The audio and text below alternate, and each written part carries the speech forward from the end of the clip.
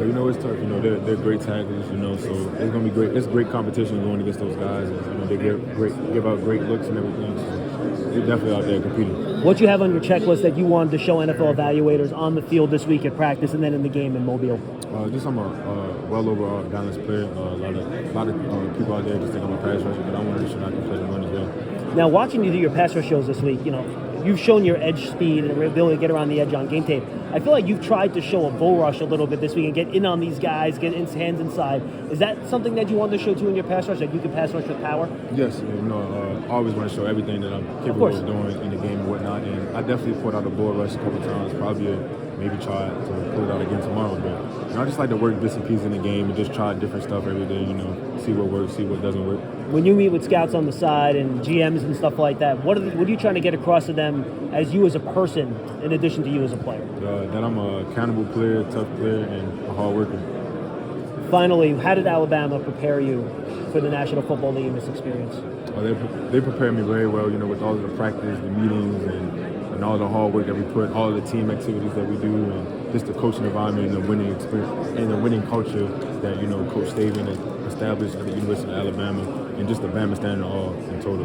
Like, once you at a program like Alabama, you have that Bama standard factor and the DOA mindset and the link mindset. Like, they set you up really well for this type of environment. Thank you, Chris. We were just talking to Justin. We asked him how weird is it to go to battle this week with Auburn guys on your team. You guys been talking some smack, or what's that like getting to know those dudes? You know, they're all great. You know, at the end of the day, we all from Bama. You know, obviously there's a little hate there when it comes to Wild Week, but now, you know, we're kind of on the same team, so that kind of hate kind of goes back in the door, and now we got to, you know, work together and be all one team. You brought up 4th and 31 at all? Yeah, we talked about it at the dinner table, but it wasn't nothing, you know, crazy. We just kind of laughed about it and everything like that, but it wasn't no hard feeling. You know, at the end of the day, you know, it was a game, and we came out on top of it. Thanks. Good luck. You're welcome. Thank you. Coach Saban, his retirement, what was kind of your thoughts as soon as you kind of saw the news?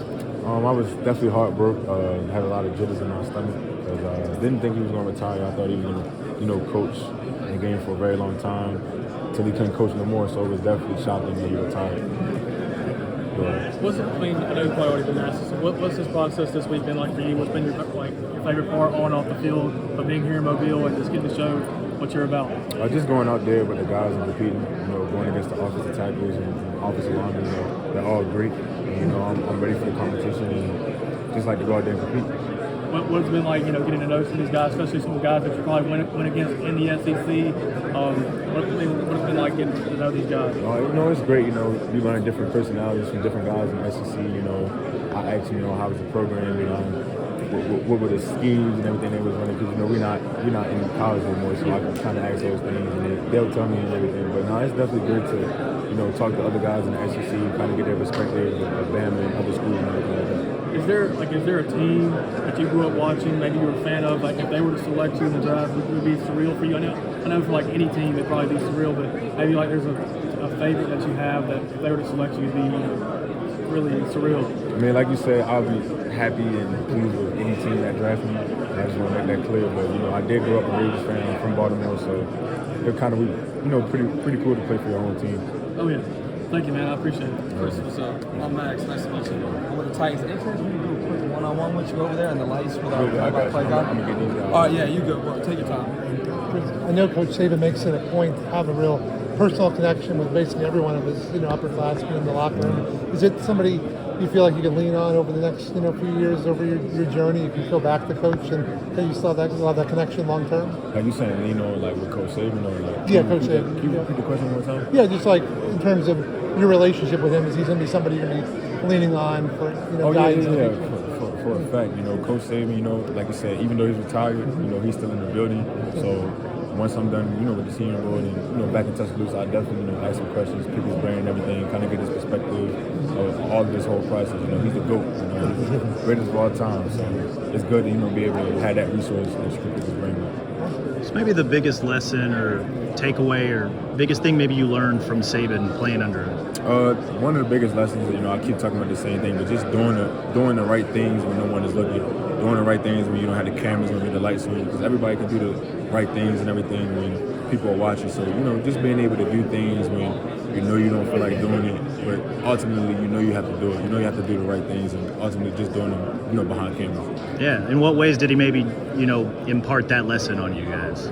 He talked about it all the time, and if it was a situation where maybe a guy on the team or whatever was kind of doing that, he would bring it up, and then we would kind of all talk to the guys and everything to make sure they get back on that same mentality. Yeah. Where were you when he announced his retirement, or when the announcement came out? I think I was in my apartment in Frisco, Texas, training. Yeah. What was your reaction? It was weird. I had butterflies in my stomach because I didn't think it was real. I honestly thought it was like a meme or something like fake, so I didn't know what was going on. And then I went around. I started calling the guys and everything, calling some of my former coaches, and they confirmed that it was real. Yeah. What was kind of their reaction, or what were those conversations like? Everyone was heartbroken and everything. Everyone was sad that Coach Saban, the greatest coach of all time, was leaving and everything. But also people was happy for him that he decided to retire and he wanted to move on from football. Yeah. What's your favorite memory with Coach Saban? That's a lot. That's a lot. I mean, I say with him, I would say winning the national championship. That probably was the best moment. And also this past season, winning the SEC championship. Just the way how he was dancing in the locker room and everything. A lot of people know that, but he was having fun dancing in the locker room and everything. So I feel like that was one of the most tragic moments. Awesome.